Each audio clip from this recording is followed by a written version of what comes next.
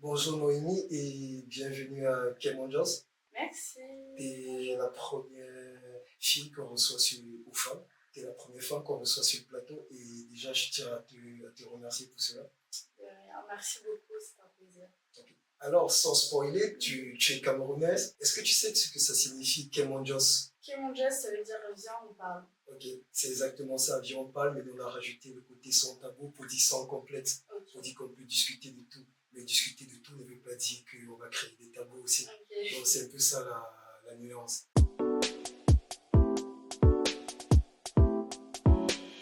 Alors, si je devrais présenter mon invité du jour, je vais prendre une citation de Kylian Mbappé, même quand le PSG a perdu hier, malheureusement, c'est que tu ne parles pas d'âge. C'est clair. Ouais.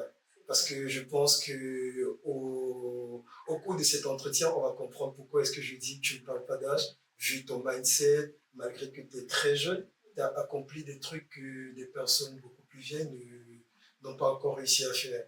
Donc pour ça, je te félicite. Merci On va, beaucoup. on va commencer par ta présentation. Donc on va faire un petit jeu comme les trends qu'on voit sur TikTok. Ok. Je vais te demander quel est ton nom, Ok. Mon nom, c'est Noémie. quel nom, quelle est ta date de naissance. Ma date de naissance, c'est le 02-02-2002. Ok, tu fais quelle taille Je fais 1m73. et ta pointure. Je fais du 40. Tu as des tatouages ou des J'en ai personnes. un, juste là. Ok, et qu'est-ce qu'il y a écrit dessus. Dessus, il y a écrit Bichon. Ok, c'est un peu comme une sorte de life motif qui. Exactement. Ok, et est-ce que tu as des frères et sœurs. Oui, j'ai 2 frères et une sœur. Ok, si tu devais te décrire en termes de qualité et défaut, quelle est ta plus grande qualité et quel est ton plus grand défaut.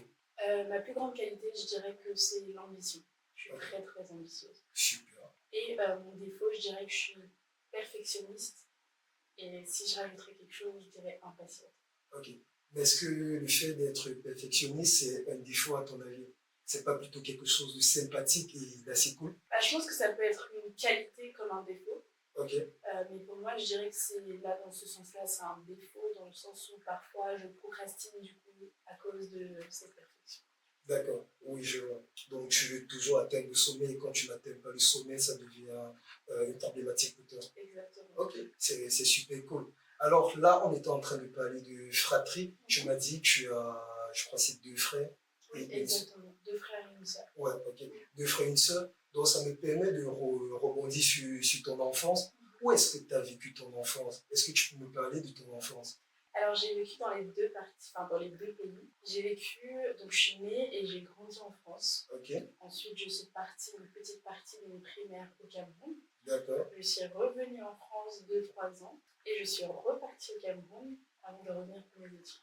Ok, d'accord. On va essayer d'entrer en profondeur dans le Exactement. sujet. Mais si je comprends de base, en fait, tu as une double nationalité. Non, j'ai pas de double nationalité. La double nationalité n'est pas permise au Au Cameroun. Cameroun, malheureusement. Mais je suis française d'origine camerounaise. Ok. Mais je pense qu'il y a un projet de loi qui tourne autour de la double nationalité au Cameroun actuellement à J'ai l'Assemblée entendu nationale. parler. J'ai Donc, entendu parler. on croise les doigts On croise les que doigts. ça sera pour cette année, en fait. Ok. On croise les doigts. Ça fait longtemps en fait qu'on attend tout ça, Effectivement. parce qu'après avoir vécu de nombreuses années, 9 ans au Cameroun au total, ce serait très bien en fait d'avoir la double nationalité, de dire que je suis franco-camerounaise réellement et de ne pas Effectivement. ajouter cet aspect-là origine, parce que je ne suis pas que originaire du Cameroun, j'ai grandi Au en Cameroun. partie intégrante au Cameroun. Ouais, c'est très difficile en fait de Exactement. dissocier les deux cultures parce que ce sont Exactement. ces deux cultures qui font ta personnalité. Exactement. Ok, Et quand en fait tu dis ça aux Camerounais, que tu es franco-camerounaise, ils vont te dire non, il n'y a pas la double nationalité au Cameroun. Tu es française d'origine camerounaise. Et non, moi je dis je suis franco-camerounaise parce que je connais aussi bien ma culture française que ma culture camerounaise. ça me permet de rebondir parce que j'ai eu quand j'étais à Grenoble, l'école de management, un camarade franco-gabonais. D'ailleurs, Xavier, si tu écoutes ce podcast, je te dédicace cette phrase. Il m'a dit un truc qui m'a choqué. Il m'a dit, lorsqu'il va au Gabon, il est considéré comme un blanc.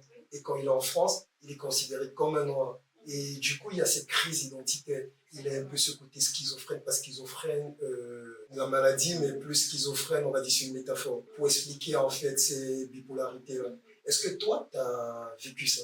Est-ce que Bah, tu vis ça? oui, oui, quand je suis en France, je suis considérée comme noire. Ok, Noire, donc je fais partie des noirs. Et quand je suis au Cameroun, on m'appelle la blanche. d'accord. On m'appelle la blanche et on va directement te considérer comme la française. Ok, Alors que ici, on te considérera comme une Camerounaise. Enfin, on va toujours te demander, oui, t'es française, mais c'est quoi ton origine en fait, ouais. tu vois. Alors qu'au Cameroun, on va directement te dire que t'es française.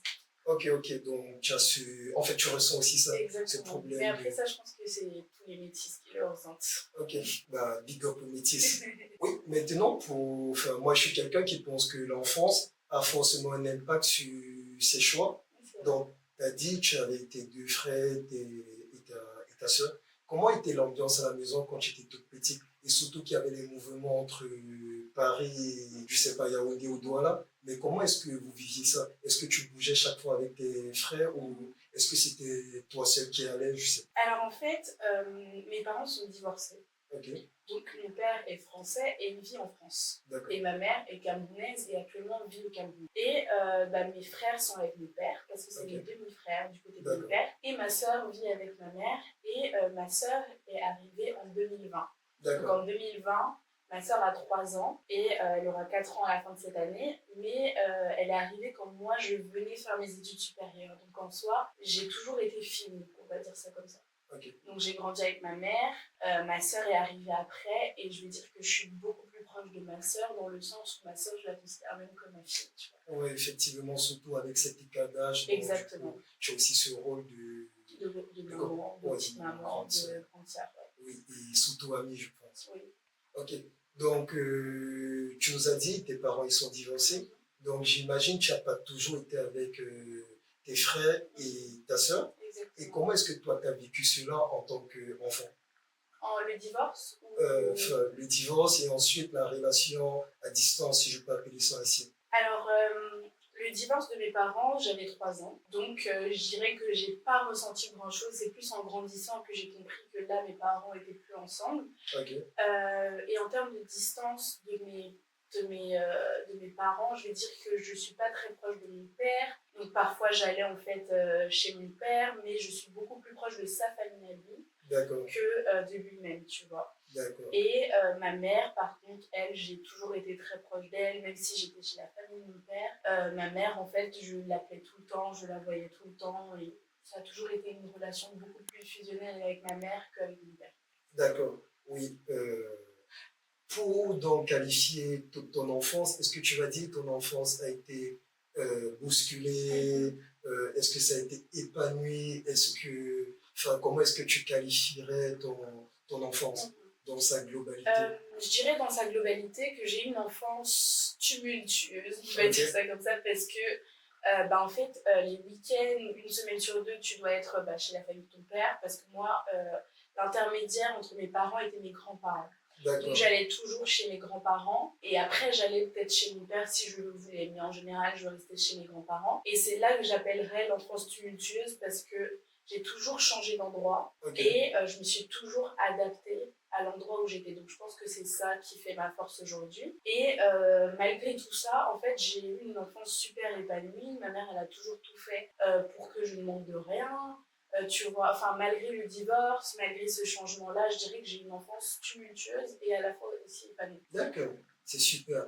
Et maintenant que tu as eu cette enfance, tu as ton CPE après l'école primaire.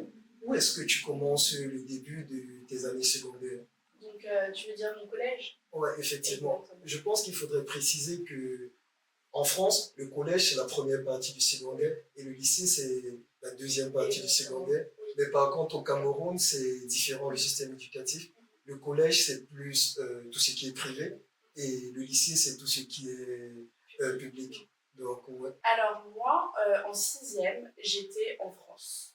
J'étais en France. Ensuite de ça, en 5e, je suis partie vivre au Cameroun. Donc, j'étais au collège Liberman jusqu'à ma classe de seconde. D'accord. Et après, je suis allée à Savio, dans un lycée français basé du coup à Douala.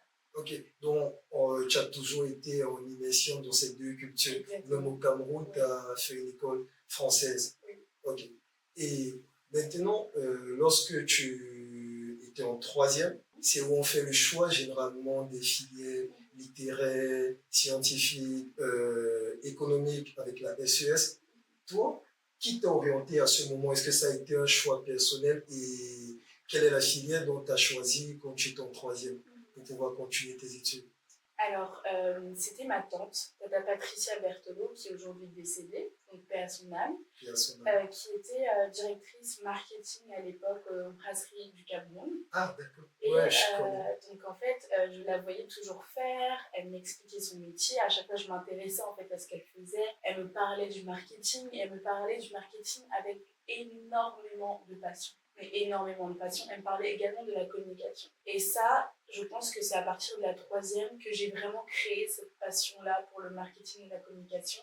Et je me suis dit, bah, je vais aller en SES. Et à ce moment-là, en troisième, on est à table et on commence à parler de mes futures filières, de mes futures spécialités. Et c'est à ce moment-là qu'on commence à parler, qu'on commence à réfléchir même aux écoles après le bac. Et c'est vraiment elle qui m'a orientée dans ce choix-là de ma spécialité. Du coup, je suis allée en SES, en seconde SES au Collège Liberman.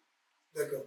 Et quand tu arrives en SES, est-ce que tu te sens dépaysé? Parce que j'imagine que c'était hyper généraliste quand tu étais en troisième et là tu arrives en SES, c'est plus focalisé macro, microéconomie, comptabilité. Ça, ce sont des sujets que tu n'avais pas eu à faire beaucoup plus tôt dans ton parcours. Est-ce que ça a eu un impact, par exemple, sur tes notes ou alors tu as pris un plaisir d'étudier ces matières? Donc, je dirais que la seconde, ça a été ma meilleure classe à Liberman. Ok. Donc, ça a vraiment été ma meilleure classe à Liberman. J'étais passionnée par tout ce que je faisais. Et les matières que je trouvais super compliquées, c'était la physique et la SES en elle-même. D'accord. Donc là, je n'avais pas de très bonnes notes. Mais c'est la classe où j'ai eu les tableaux d'honneur, en fait, à Liberman, alors que je n'avais jamais eu de tableaux d'honneur depuis que je suis arrivée, en fait, en cinquième au collège Liberman. Ok. Et maintenant, tu as on va dire quoi, tu as cette vision de Dominique Savio, école française, tu as cette vision de Lieberman, école camerounaise. Quel est ton sentiment au niveau du système éducatif de ces deux écoles? Alors, je dirais que ces deux écoles sont particulièrement différentes les unes des autres, enfin l'une de l'autre. Le collège Liberman, c'est une école où on t'apprend vraiment la discipline, on t'apprend le par cœur, on t'apprend à vivre ensemble parce qu'on est 53 dans la classe. On t'apprend que vous êtes frères et sœurs et on t'apprend surtout à forger ton mindset. Parce que Liberman, c'est très, très, très compliqué. C'est là même que moi, j'ai développé des crises d'angoisse parce que tu vois tes camarades réussir.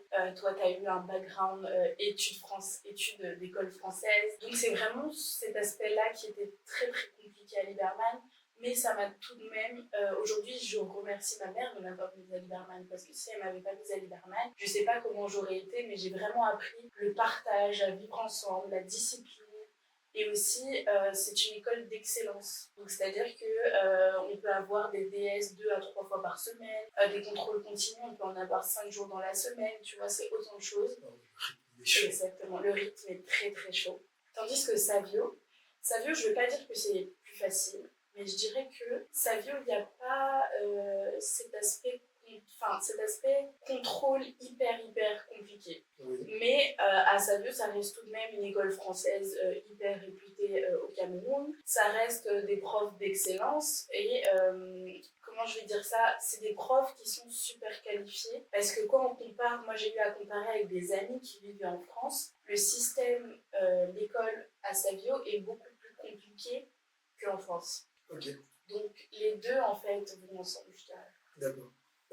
Je me souviens quand moi j'étais au collège, on aimait bien dire que les enseignants qui nous piégeaient, en fait, c'était une façon de dire qu'ils nous montraient des trucs en cours, des exemples assez faciles, mais lorsqu'on arrivait en salle d'examen, c'était complètement différent. Il y avait toujours ce petit truc tricky. Est-ce que toi, tu l'as ressenti à Lieberman et à Dominique Savio ou... À Lieberman, non, parce que en fait, j'avais des répétiteurs. Okay. Donc, j'avais un répétiteur en anglais et j'avais un répétiteur en maths et un autre en physique.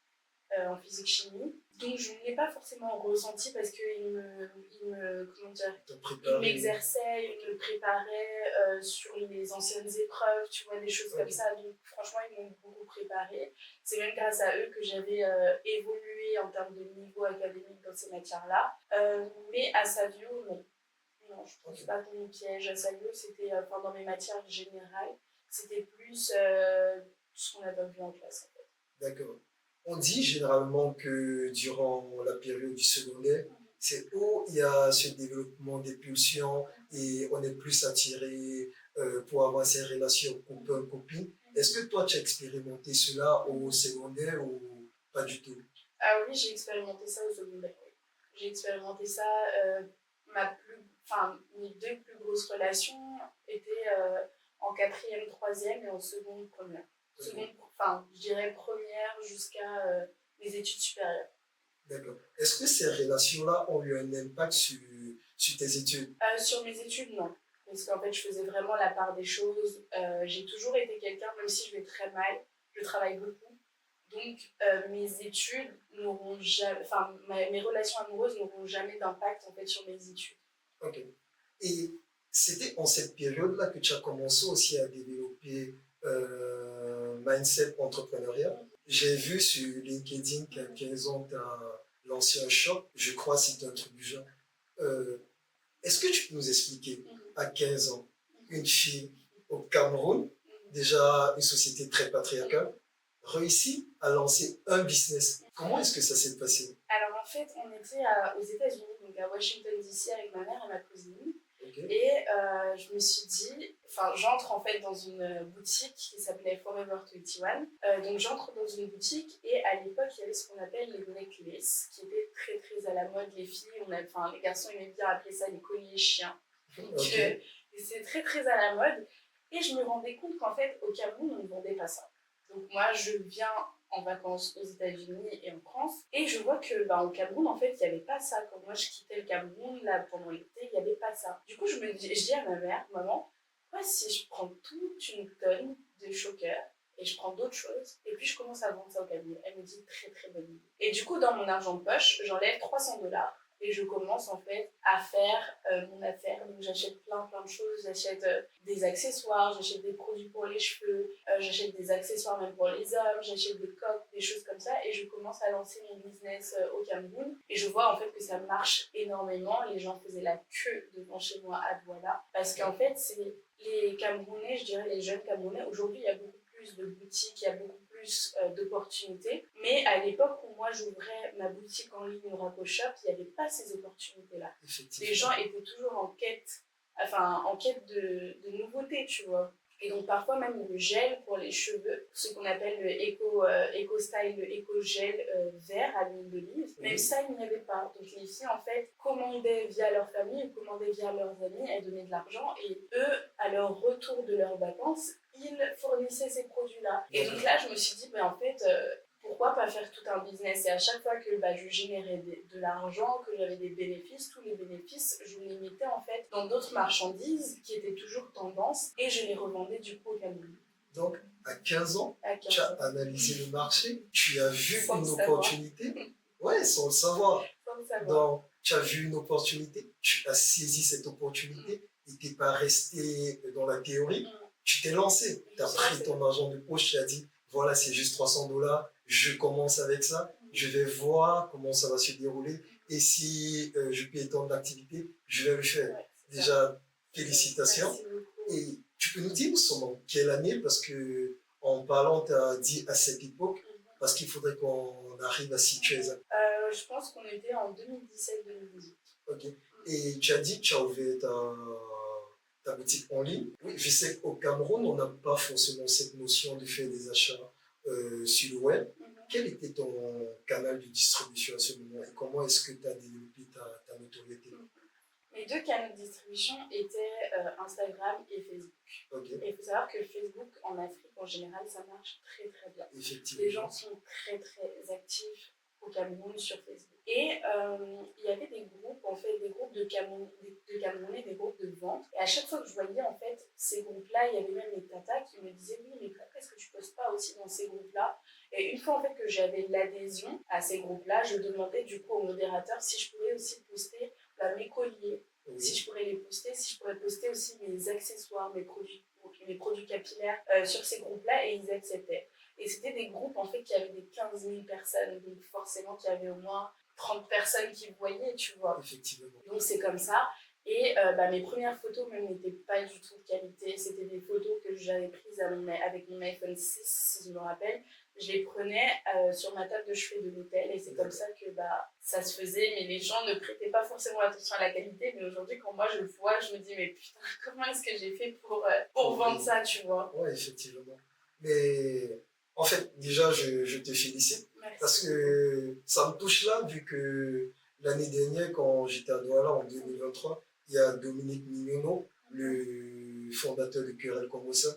Je ne sais pas si tu connais le groupe, c'est, je pense, le groupe le plus populaire au Cameroun, qui disait qu'il a quitté son emploi de directeur marketing, je ne sais plus de quelle boîte, pour se concentrer sur son groupe Facebook. Tu vois, genre, ça c'est un vrai truc, hein. Ouais, c'est un vrai truc. Parce qu'il nous a dit qu'il générait près de 4 millions de francs CFA. Donc tu t'imagines un peu. Oui. Et quand tu me parles de Facebook, comment ça t'a apporté, moi j'essaie d'entrevoir et ouais, je trouve que il y a des trucs à faire dessus. Exactement. Tu as un groupe aussi qui s'appelait Vibration Cameroun, en fait, Ok. qui était un groupe généré par Audrey Monté. Je ne sais plus si ça marche toujours, mais elle générait énormément d'argent avec ce groupe-là, tu vois, parce que en fait, tu peux payer les frais d'adhésion. Supposons qu'elle mette un frais d'adhésion à 5 000 francs. Et imagine-toi avec 15 000 personnes à 5 000 francs. Et que, en fait, ce groupe-là, tu dois le renouveler soit tous les semestres, soit tous les ans. Donc, t'imagines l'argent que tu te fais. Et en plus, toi, tu te fais de l'argent. Et ceux qui viennent, en fait, vider leur dressing sur Facebook, pareil, ils gagnent de l'argent. Ouais. Ouais, mais en fait, t'as 15 ans quand tu fais tout ça. C'est ça qui. Enfin, dis-moi, tes copines de 15 ans à l'époque, qu'est-ce qu'elles faisaient en fait? Mes copines de 15 ans à l'époque n'étaient pas du tout entrepreneurs. Mes copines de 15 bien. ans à l'époque, c'était toujours les gossips, c'était toujours ah, mais t'as telle nouvelle chaussure, nanana, nanana, mais c'était pas entreprendre. C'était très rare. Je pense que j'étais la seule fille de ma bande à entreprendre. Je pense qu'il y avait aussi un autre garçon qui entreprenait, mais juste pas directement en même temps que moi, un peu après. Parce que si tu veux, moi, à 15 ans, je pense que la seule chose que je voulais, c'était manger, impressionner la voisine et jouer au foot. Et rendre fiers mes parents en validant à l'école. C'était tout ce qui me passait à la tête. Moi, je n'avais pas ce désir entrepreneurial. Vu que moi, j'ai grandi à Yaoundé, je pense que moi, dans ma tête, c'était je vais avoir le bac, je vais entrer à l'ENA, moi, à l'ERIC, et puis directement, je vais devenir fonctionnaire. C'était un peu ça. Donc, déjà, bravo. Merci. Si c'est que tu trouves une Naomi de 2024, donc en fait, transpose-toi. Tu es une fille aujourd'hui qui a 15 ans, qui est à Liberman. J'imagine que tu étais à Liberman dans cette période. Quel est le conseil que tu peux lui prodiguer? À une jeune fille? Oui, de 15 ans. Je lui dirais que peu importe en fait ce qu'on va lui dire, il faut toujours se lancer. Ok. Il faut toujours se lancer, il ne faut pas attendre quoi que ce soit, il faut se lancer. Moi, je me suis lancée, j'avais mon téléphone qui n'était même pas de très bonne qualité. J'ai pris mes photos sur le chevet de l'hôtel, donc sur le chevet de ma chambre à l'hôtel. Je prenais les photos comme ça. Si ma mère même n'était pas avec moi, donc l'entourage aussi, ça aide beaucoup. Il faut savoir bien s'entourer. Les personnes qui te donnent les personnes qui te donnent en fait un aspect positif, c'est avec ces personnes-là qu'il faut s'entourer. Pas des personnes qui vont toujours te dire non, mais pourquoi tu fais ça, des choses comme ça, tu vois. Des personnes qui vont vraiment t'entraîner vers le haut. D'accord, je pense que c'est ça mon conseil. Et de ne pas attendre, mais de se lancer, parce qu'on ne sait pas en fait ce qui peut arriver, tu vois. Moi, je ne pensais pas générer de l'argent comme ça à cet âge-là. D'accord, oui, effectivement. Et alors, tu as commencé à générer cet argent. Et quels sont les défis que tu as eu à faire face durant cette période? Et ton entreprise, les perspectives, qu'est-ce qu'elle est devenue? Alors, déjà, je dirais être jeune. Être jeune. Devant certaines personnes, tu vas être considérée comme une petite, genre c'est n'importe quoi ce que tu fais c'est pas constructif. effectivement. Deuxièmement, je suis une femme, en plus au Cameroun.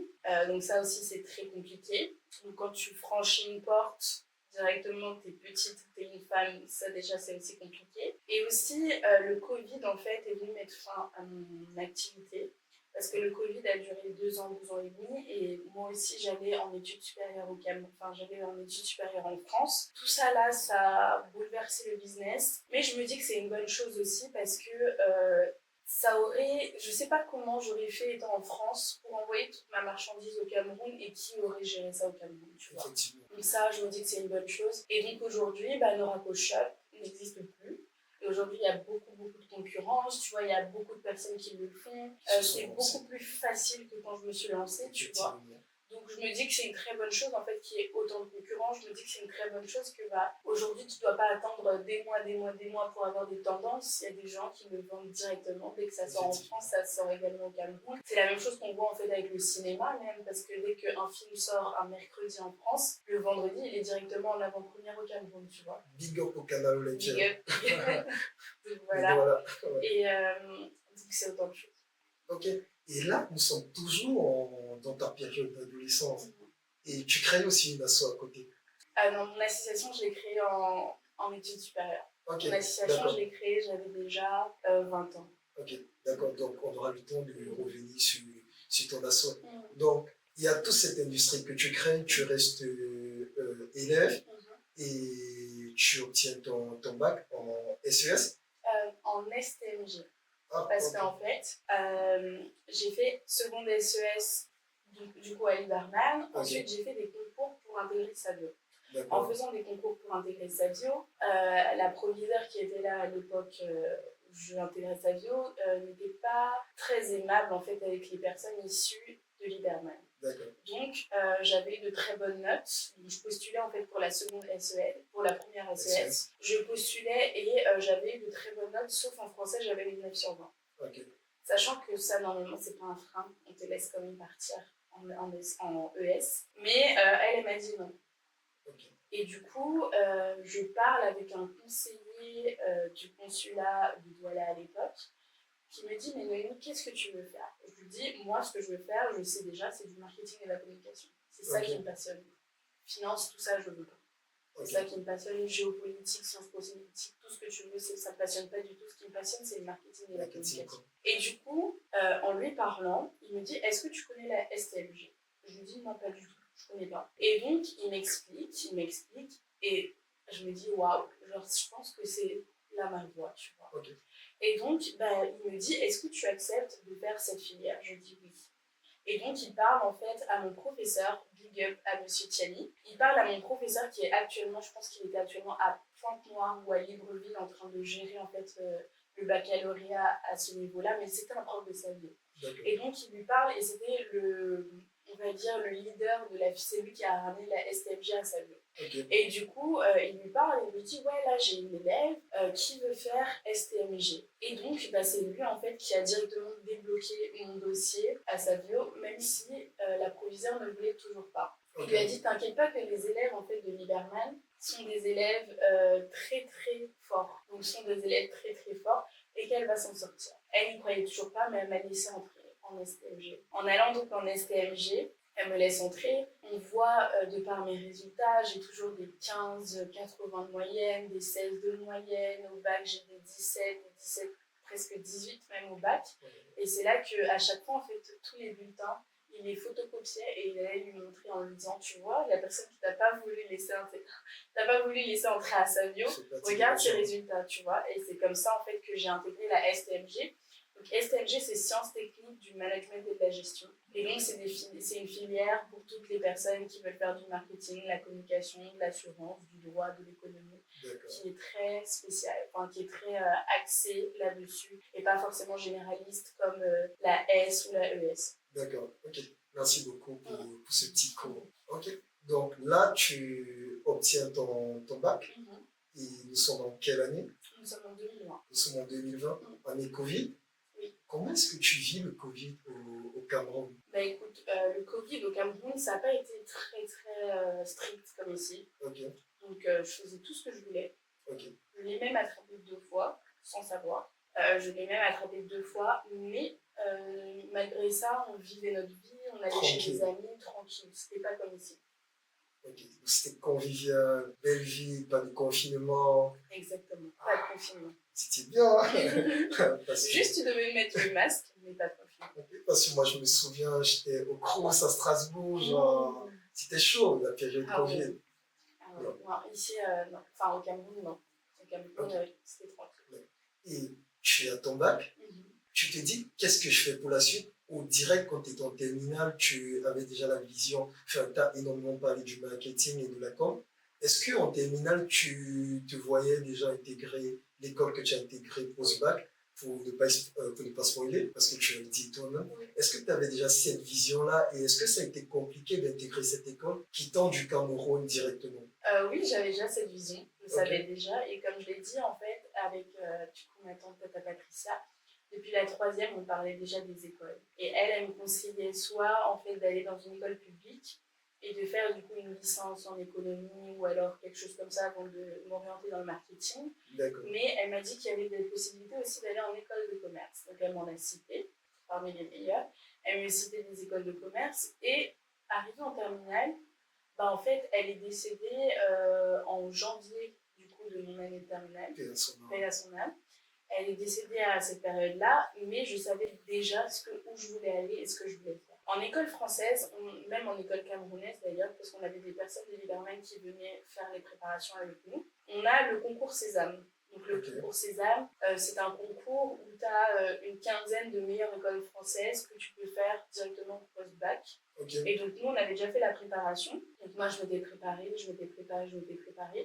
Mais 2 semaines avant ou 3 semaines avant, on nous dit que c'est annulé parce qu'avec le Covid, on ne peut vraiment pas le faire.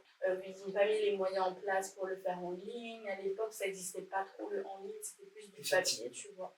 Donc, ça n'a pas pu être possible de faire ce concours-là. Donc, ils nous ont pris par dossier et j'ai été admise du coup à l'école. Félicitations. Merci. Et du coup, tu as été admise dans quelle école? Du coup, j'ai été admise à l'ESSEC Business School. Félicitations. Deuxième école de commerce en France. C'est ça. Et quantième en Europe? En Europe, je ne sais pas du tout. Enfin, ça dépend en fait des masters, mais en France, c'est la 2e. Donc, félicitations. Là, on va un peu faire un jeu.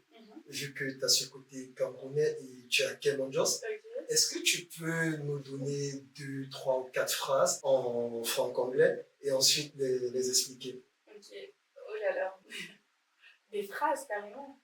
Ouais, des petites phrases de 4 mots, 5 mots. 5 mots. Est-ce que tu peux me donner des mots? J'arrive pas à faire des phrases. Par exemple, ndem, chop. Aujourd'hui, j'ai chop le ndolé. Donc aujourd'hui, j'ai mangé le ndolé. Ok, ouais, effectivement. Ok. T'aimes bien le ndolé? Ouais, j'adore. Okay. J'adore. Le galamandem, genre je sais pas. Ouais, le galamanesé. Une autre phrase, je peux dire. Fais attention à ton C, on va te le voler, tu vois. Genre, fais attention à ton téléphone, on va te le voler. Enfin, il y a plein de mots en fait, mais ça me vient pas tout de suite. Ouais, effectivement. Mais il y a je sais pas si t'es pas camerounais, il sera très difficile que tu comprennes le sens de ndem. Exactement. Tu sais, ndem, ça peut être utilisé de plusieurs manières, dans plusieurs phrases, et ça dépend de l'intonation qu'on donne à ndem. Mais même massa, parce qu'en fait, j'ai des amis qui sont autour de moi, qui sont d'autres origines africaines. Donc, j'ai des Sénégalais, j'ai des Maliennes, j'ai des Ivoiriennes, tu vois, j'ai plein de nationalités autour de moi. Et une fois, quand j'étais en mode, j'étais massa. Comment est-ce que c'est possible? Genre, j'étais comme ça, et ma copine, elle m'a dit, tu sais que chez nous, ça veut dire genre Asia chez vous, tu vois, genre, ça veut dire en fait désolé. Et donc, c'est là, en fait, que tu t'es dit, waouh, genre, on a vraiment, vraiment beaucoup d'expressions similaires en Afrique, tu vois, mais ça n'a pas du tout le même sens. Effectivement. Mais c'est vrai que je pense que pour comprendre les expressions du Camerounais, il faut traîner avec eux. C'est là que tu vas commencer à comprendre. Moi, mes amis, je leur apprends parce que parfois, en fait, l'expression ne me vient pas du tout en français. Du coup, je la dis en camère. Et du coup, elles comprennent. Ah, ok, c'est super cool parce que c'est difficile de comprendre le franc-anglais. C'est vrai. Okay. C'est vrai. Big up à tes amis qui comprennent le franc-anglais. Ouais, c'est vrai. Okay. Et là, on va revenir, avant de revenir sur le sujet, on va faire un petit jeu. Et là, tu devras répondre de façon je vais dire spontané. Mhm. Si je te dis voyage, Je te sors un pays, ouais, tu me sors le pays et Ok. après tu me fais une petite description de ce que tu as aimé, ce que tu n'as pas aimé. Bah écoute, on va commencer par voyage. Voyage, je dirais Sénégal. Ok, Sénégal, c'est ma copine Ranata, du coup, qui m'a fait découvrir son pays pour la première fois il y a 2 ans. Donc, elle m'a fait découvrir son pays qui est vraiment magnifique. Ok. Il est vraiment magnifique. Quand tu vois les Sénégalais, ils sont super, super accueillants. C'est un beau pays, c'est riche. Il y a plein, plein d'opportunités pour les jeunes, surtout, tu vois, comparé à notre pays, le Cameroun. Le Cameroun, en général, c'est plus quand tu as déjà fait ta carrière que tu rentres au Cameroun. effectivement. Mais au Sénégal, c'est une terre d'opportunités. Enfin, rien qu'en regardant, rien qu'en voyageant au Sénégal, c'est une terre d'opportunités pour les jeunes. D'ailleurs, ça se voit avec le président et le premier ministre. T'as vu? Ils sont hyper jeunes. Vu? Ils sont hyper jeunes. Le président a l'âge de ma mère, donc ils sont très très jeunes. Donc je me dis, waouh, un président, alors que chez nous, c'est pas possible. Ouais, ça c'est pas possible. On espère. On Mais bon. espère. Ensuite, je t'ai dit livre. Si tu me dis livre, je te dirais Devenir de Michelle Obama. Ok. Devenir de Michelle Obama. Ok, quel est l'extrait de ce livre que tu aimerais partager avec nous aujourd'hui? L'extrait de ce livre, je ne me rappelle pas des phrases exactes, mais je sais que ce qui m'a vraiment marqué dans ce livre, c'est qu'elle raconte en fait sa vie entière. En fait, c'est une autobiographie, elle raconte sa vie entière et elle te parle en fait en tant que première dame de tout ce qu'elle a vécu, de comment est-ce que c'était. Et elle te dit en fait que c'est bien beau. Le message derrière, c'est que c'est bien beau de voir une vie bling bling, de voir les réseaux sociaux, de voir tout cet aspect-là, mais en fait, ils n'auront plus jamais la même vie qu'avant. Elle n'aura plus jamais cette même simplicité. Et je pense que même en regardant à travers les réseaux sociaux, même en la lisant, tu vois que c'est une femme super simple. Effectivement. Donc là, j'imagine, chaque fois qu'elle sort, il va quelque part, il y a des services secrets quelque part. Et avant même les services secrets, c'est que même pour aller prendre ton McDo à 50 mètres de là, il faut parler à la sécurité. Il y a tout un process. Juste pour un McDo, ils vont au moins faire 1 heure à arranger toute la sécurité pour aller chercher ton McDo. Et même, je pense que c'est même plus elle qui part le chercher, c'est eux qui vont le chercher pour elle, tu vois. Effectivement. Et ensuite, je te dis musique. Si tu me dis musique, je pense à Rihanna directement. Ok. Rihanna, c'est une des personnes que j'écoutais depuis que j'étais très très petite. Donc, je pense que je l'écoutais depuis mes 3 ans, voire avant. Dès que ma mère mettait ses musiques, j'étais directement en train de danser. Et ouais, je pense que c'est à elle que je pense. C'est une femme qui m'inspire beaucoup. De par son mindset, de par ses business aussi, tout ça, c'est hyper intéressant. Ok. Et est-ce que tu as un son de Rihanna qui te vient en tête là tout de suite ou pas du tout? Qui me vient tout de suite, il y en a plein. Hein. Ok. Il y en a plein. Moi, je dirais Work avec Drake. Ouais, ça a été un gros succès. Un gros plus de 100 millions de vues. C'est clair. Ok. Et si là, je te dis musique africaine? Si tu me dis musique africaine, je pense à Ben Bika. Ok. Moi, j'aurais cru que tu aurais dit Fally Ipupa. Mais là, en fait, c'est parce que je l'ai écouté ce matin. Ah, d'accord. Je pense que c'est pour Est-ce ça. que tu as un son de Ben Beka que tu aimerais mettre à la lumière du public? Un son, c'est Souffrance d'amour, c'est ça? Ouais, J'aime beaucoup. Ouais, c'est un son qui a cartonné au Cameroun. Et quand tu vois, même quand il arrive, même à des concerts au Cameroun, même les petits, on va dire les petits artistes, entre guillemets, les gens n'ont pas cette même affection qu'ils ont pour Ben Beka, tu vois. Parce que c'est une des personnes qui a ramené le Makossa au Cameroun, du coup, avec sa famille. Et moi, je pense que j'ai pensé à lui parce que je l'ai écouté ce matin, mais même Fally, j'aime beaucoup. Big up à Fally. Parce que je pense que, d'ailleurs, ça sera un des futurs thèmes de Cameroun Jazz, que pourquoi est-ce qu'il y a une grosse différence entre la musique d'Afrique anglophone et la musique d'Afrique francophone. Mais Fally lui réussit à briser un peu cette différence-là, tu vois. Burna Boy, il arrive en France, ou un Davido, ou un Wizkid, il remplit la Défense Arena, ce qui n'est pas facile. Et dis-toi que je suis allée en fait au concert de Fally à l'UE Arena, et je suis allée au concert de Davido quelques temps après à l'Arena de Bercy. Je pense que Davido ne remplirait pas l'UE Arena que Fally ne peut pas remplir. Parce que c'est quoi, 40 000 places, 50 000 places, c'est énorme. L'UE Arena, c'est 60 000 places. Oui, 60 000. C'est exceptionnel. C'est exceptionnel. Donc je pense qu'il y a tellement d'artistes français qui ne vont même pas oser faire un concert dans cette salle. Exactement. Donc, mais est-ce que tu remarques pas qu'il y a une disparité entre la musique d'Afrique anglophone et celle d'Afrique C'est francophone? vrai. C'est Tu vrai. vois, par exemple, là, tu m'as pris Fally Ipupa, mais est-ce que tu peux prendre l'exemple de l'autre artiste qui peut faire ça? Qui peut faire ça? Non. Ouais. Alors qu'en Afrique anglophone, tu Enfin, vois. t'as des personnes d'origine africaine, oui, qui Oui, peuvent le faire. Mais quelqu'un qui chante comme ça, lui par exemple, il chante Lingala, la rumba congolaise, tout ça, mais quelqu'un d'autre, non. Je pense ouais, pas. effectivement, c'est hyper compliqué. Non. Mais pourtant, je pense que côté Afrique anglophone, il y a Burna Boy qui peut, il y a Sarkodie, il y a peut-être Flavor, ça, je ne sais pas, mais il y a tellement d'artistes, tu vois, que tu pourras citer en Je Afrique pense que francophone. moi, un des seuls qui pourrait, ce serait Burna Boy. Et Ouais. Arya Star aussi, je pense qu'elle serait capable. Voilà. Ouais, effectivement. C'est des artistes qui sont hyper mainstream et en fait qui ont monté le public international. Exactement. Et tu vois, par exemple, Davido, moi je me disais que c'est un pionnier aussi. Lui aussi, il a percé depuis longtemps. Mais quand j'étais en fait à l'Arena de Bercy, j'ai pas senti Tu ça. n'as pas senti le truc. Tu vois, donc je pense qu'ils sont beaucoup plus populaires à Londres comparé à Fally, tu vois, parce que bah, c'est la langue et tout ça, machin, malgré tout. Et qu'il y a beaucoup plus de Nigériens, je pense, à Londres, Oui, en Angleterre, tout ça, qu'en France. Donc, non. Le concert de Davido, moi je ne sentais pas les gens très très enjoués comme je les ai chantis par exemple au concert de Fally. Le concert de Fally était incroyable. J'ai dit une phrase quand je retournais de ce concert, c'est que j'ai jamais vu autant de personnes chaudes de ma vie parce que les gars ils étaient. Ouais. C'était incroyable. C'était incroyable. Je n'ai jamais oublié ce concert, c'était incroyable. Ouais, effectivement. Et puis je pense que tu as vécu aussi ce concert de Fally au Cameroun. Oui, mais c'est pas la même chose. Ouais, j'imagine bien. C'est pas la même chose, sachant que là, en fait, le concert de Fally au Cameroun, le deuxième était dans un stade. Okay. Et je pense qu'ils auraient dû faire ça dans une petite salle, type Canal Olympia, tu vois, dans un endroit comme ça, ou Maison du Parti, comme ils le faisaient avant, tu vois. Des endroits comme ça, mais pas dans un stade. Parce que dans un stade, moi, un concert, tu le vis pas très bien. Okay. Moi, j'étais en VIP présidentielle, je sais même pas comment ça s'appelait. Mais t'es trop loin de l'artiste. Pourtant, quand t'es à Canal Olympia ou Maison du Parti, t'es juste devant la scène.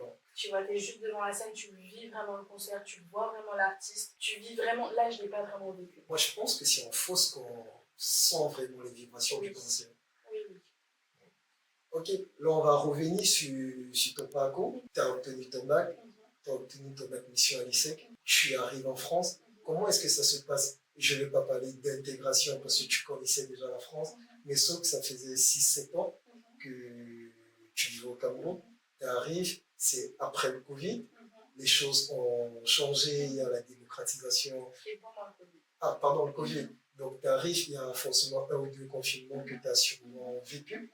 Et après, il y a la démocratisation de tout ce qui est en ligne. Comment est-ce que toi, tu vis cela? Je suis arrivée en France, honnêtement, je n'ai pas bien vécu.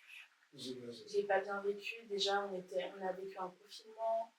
Mon intégration, tous mes camarades de classe, je les voyais sur des petits carrés sur Zoom, tu vois. On m'avait conseillé de ne pas aller en résidence étudiante directement en première année. Enfin, un de mes anciens camarades qui était aussi à sa vie avant me disait que toi, je sais que tu travailles beaucoup et que dans cette résidence-là, tu vas pas du tout dormir parce que c'est trop de la fête et tout ça, machin. Mais aujourd'hui, je regrette un peu de ne pas avoir rejoint une résidence étudiante en première année. Mais c'est pas grave parce que malgré tout ça, j'ai pu bien m'intégrer. Oui. Mais en première année, ça a été très compliqué. Tu arrives, tu n'as même pas tes repères, tu vois pas beaucoup de noir. Tu vois, ça m'a vraiment fait bizarre. Parce que moi, je m'attendais à ce que ce soit une école super internationale, super ouverte. Mais j'arrive, il n'y a pas beaucoup de noirs. D'accord. Donc, en fait, je sais pas, tu es déçu, tu es choqué, quel est ton sentiment Je me suis un peu remise en question. Je me suis demandé, est-ce que j'ai fait le bon choix?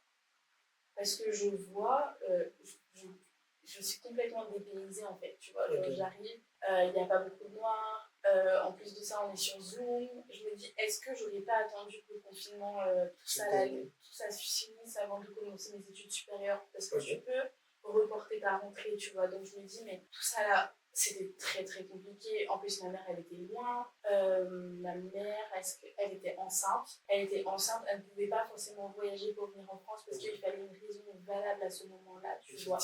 Elle n'allait pas venir dire oui, j'accompagne ma fille, tu vois, alors que j'étais déjà majeure. Oui, Et donc, ça, là, c'était super, super dur. Que ma mère était enceinte, du coup, c'était compliqué. Elle ne pouvait pas venir voyager, m'installer.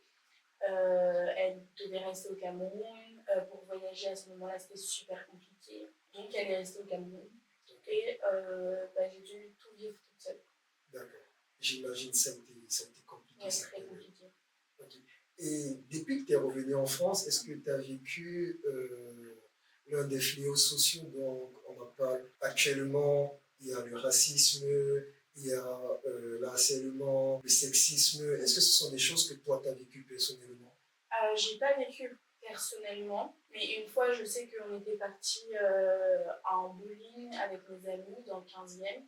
On sort du bowling un peu plus loin à l'angle d'une rue avec mes amis camerounais, du coup.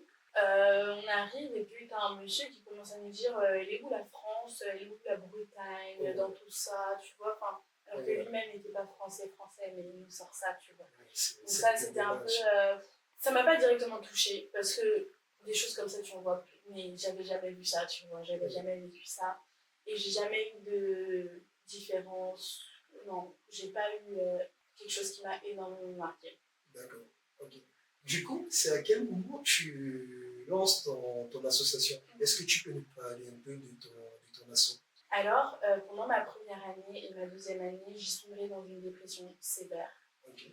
J'ai sombré dans une dépression sévère où tous les jours, disons 4 fois par semaine, j'appelais soit le SAMU, soit j'appelais un médecin de venir m'aider à la maison parce que j'avais tout le temps des palpitations et je me sentais très très mal, j'étais tout le temps fatiguée.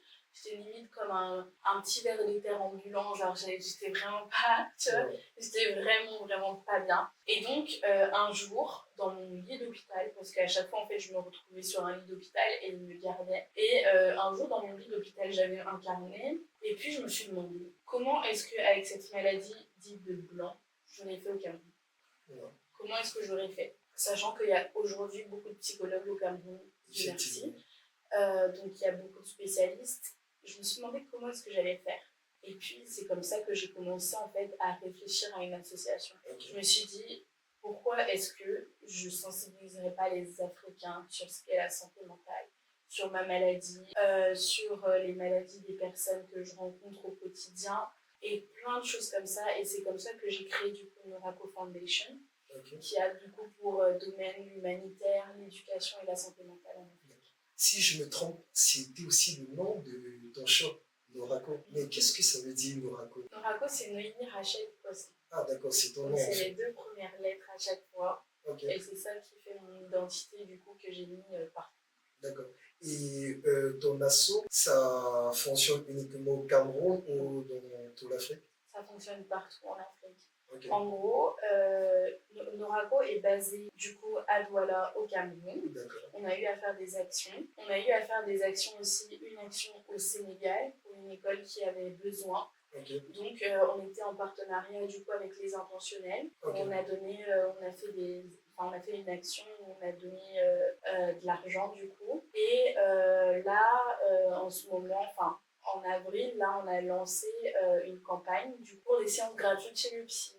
Okay. Et c'est des personnes qui sont un peu partout. Donc, on a eu une Camerounaise, on a eu un Togolais, un Congolais et une Béninoise. Ok, ouais. C'est bien que tu parles de santé mentale, parce que je sais que nous, au Cameroun, c'est quelque chose qu'on banalise, on néglige énormément. Là, je vais te parler de quelque chose de tragique, parce que j'ai un ami avec qui j'ai fait le lycée, et j'ai appris samedi matin qu'il s'est suicidé et qu'il a 4 ans, bon, en fait, qu'il a subi 4 ans de dépression. Mais sauf que, enfin, moi, perso, je ne l'ai jamais vu, je n'ai jamais ressenti ça. Au contraire, il prenait du poids. Et moi, je me disais, il avait la belle vie, tu vois, comme on dit souvent. Et c'est après, quand il est décédé, tu vois, tu apprends que le mec, ça fait 4 ans qu'il est déprimé du côté des US, tu vois. Et je pense qu'on devrait essayer de plus parler de ça, de mettre énormément d'accent sur ce genre de sujet. Déjà chez nous, les Noirs, les Africains en général, et en particulier les Camerounais. Toi, qu'est-ce que tu en penses de tout cela? Moi, je pense que c'est super important d'en parler. C'est méga important. Tu vas voir des gens qui sont heureux, qui prennent du poids, etc., etc. Mais ceux qui te montrent en fait qu'ils sont le plus heureux au fond d'eux, c'est parce sûr qu'ils sont réellement heureux, tu Effectivement. vois. T'es pas sûr. Ça se trouve, il cache beaucoup de peine et qu'il le masque comme ça en s'oubliant. Il prend du poids, ça se trouve, il se console dans la bouffe, tu vois. Tout ça, là, tu ne sais pas. Et moi, je pense que ce serait super, super important. Aujourd'hui, au Cameroun, on est 3 associations, si je ne me trompe pas, on est 3 associations à vraiment sensibiliser sur la santé mentale. D'accord. Donc, il y a mon association, il y a Hand and Heart, Ok. et il y a une autre dont j'oublie le nom. Mais, ah oui, c'est Blue Mind Foundation. Ok. C'est une fondation, tout ça là. Ces femmes-là, en plus, c'est des associations de femmes, enfin, c'est des femmes qui tiennent ces associations-là. D'accord. Et pour avoir déjà échangé avec ces femmes-là, c'est vraiment quelque chose de qualitatif. Elles sont pas là pour rigoler, elles sont. Il y a une, celle qui a Hand on Her, ça vient en fait d'un aspect familial. C'est ça qui l'a poussée en fait à ouvrir son association. D'accord. Donc, elle a vu sa maman dépressive, elle a vu sa maman avoir, je sais plus si c'était la schizophrénie ou quelque chose comme ça. Et donc, en voyant sa maman, elle a décidé de faire son association. Je pense que ça serait super, super important. Moi, j'en parle tout le temps. Peut-être même ça saoule des personnes, mais moi, je me dis que si je peux sauver des vies comme ça, si je peux sauver des vies comme ça, ce serait idéal. Est-ce que tu penses que l'État du Cameroun, j'imagine via le ministère de la Santé, peuvent mettre sur pied des actions pour aider dans la sensibilisation de tout ce qui est santé mentale? Je pense qu'ils peuvent. Je ne me rappelle plus du nom du ministre de la Santé. Manachim Manawida. Oui, lui, il a l'air très très accessible. Il est très très. Il communique beaucoup en fait sur les réseaux sociaux, surtout sur Twitter. Il sensibilise les personnes sur différentes maladies. Et je pense que ça, c'est super important. Et je pense que ce serait un des ministres qui serait capable d'accompagner ce genre de projet. D'accord, c'est super cool. J'espère que si le ministre écoute un jour ce podcast, il pourra te contacter pour aider ton asso à développer ses activités de santé mentale au Cameroun. Là, nous sommes en train d'arriver à la fin de ce podcast. Déjà, je te remercie, tu as joué le jeu, tu as répondu à toutes les questions. Est-ce que toi, tu as une question pour moi? Oui, j'ai une question. Ok. Alors, explique-nous qui est mon Joss, explique-nous ton podcast. Pour le Cameroun, quelle est ta vision avec ce podcast-là? Qu'est-ce qui t'inspire en fait? Est-ce que c'est les parcours des différentes personnes? Ces questions-là, explique-nous un peu. Ok, d'accord. Si tu veux, moi, mon life motif, c'est ne laisser pas ton goal et each of us. Donc, il veut dire qu'en chacun d'entre nous, il y a cette partie en or. Donc, il faudrait essayer de valoriser ces personnes-là. Alors, j'ai décidé de créer Cameroun Just parce que je voulais valoriser le parcours des personnes lambda. Comme je suis en Europe, c'est beaucoup plus facile de choisir la diaspora africaine. Donc, je pense que les autres podcasts, ils se focalisent plus à valoriser les personnes qui ont déjà réussi. Et je me dis, il faudrait aussi valoriser les personnes ordinaires comme toi, comme moi et comme des milliers d'autres personnes qui sont là chaque jour. Ils font des choses extraordinaires, mais il n'y a pas de lumière sur eux. Donc, c'est un peu ça la vision du Cameroun Just. Moi, je trouve ça génial. Merci. Je trouve ça super important. Et je valorise toujours en fait les projets des jeunes, les projets en fait qui sont impactants. Parce que ça, je pense que si moi-même j'écoute, parce que j'écoute beaucoup de podcasts, mais surtout quand je travaille en général, j'écoute beaucoup de podcasts. Écouter en fait le parcours des différentes personnes inspire beaucoup. Oui, effectivement. Et en plus, si c'est quelqu'un que tu connais, que tu côtoies, ou quelqu'un qui a exactement la même histoire que toi, tu vois, c'est assez cool en fait. Exactement. Et ça t'impacte encore plus parce que tu as déjà eu à vivre ça. Et même sans forcément t'impacter, parce que je suis sûre qu'il y a beaucoup de personnes au Cameroun qui ont des projets hyper intéressants, pas forcément au Cameroun, mais même avec la diaspora, il y a beaucoup de personnes qui ont des projets et dont on n'entend jamais parler. Donc je pense que c'est super important. Oui, effectivement. Et maintenant, pour ma vision pour le Cameroun, je pense qu'il faut que chacun contribue à ce que contribue pour le développement du Cameroun. Et pour le Cameroun, ce n'est pas le podcast que j'ai créé, c'est un événement qui s'appelle le Cameroun Cultural and Digital Days, qui est un événement totalement gratuit qui vise à valoriser l'apport du numérique pour le développement du Cameroun. Et pour ça, effectivement, et pour ça, on essaie de démontrer là, par contre, avec des success stories, qu'il est possible d'être dans sa chambre, juste s'investir sur un téléphone, une connexion Internet, et ensuite de pouvoir vivre de cela. sans être influenceur, entre guillemets. Mais par exemple, avoir un mindset comme le tien et de créer de la valeur. Donc, c'est un peu ça aussi que le Cameroun Culture Digital Youth Summit essaie de valoriser. Bon, pour terminer, est-ce que tu auras un conseil pour quelqu'un qui écoutera ce podcast? Un conseil que j'aurais, ce serait, comme je l'ai dit tout à l'heure, suivre ses rêves, ne pas mettre de frein. S'il y a quelque chose dans ta tête que tu as envie de faire, tu le fais. Tu n'attends pas l'avis des personnes forcément. Si tu sais qu'au fond de toi, c'est ce que tu veux faire, vas-y. Ouais, super cool comme conseil. Alors, je te remercie. Merci beaucoup à toi. Je suis quitté de loin pour arriver ici, mais tu es venu. Ouais, je suis venue. Pour ça, je suis très content. Merci. Tu es la première femme à venir dans ce podcast Kemonjos. J'imagine et j'espère qu'on aura plusieurs femmes qui vont se manifester ou peut-être accepter les invitations. Et sur ce, bonne soirée à tous. Merci, bonne soirée.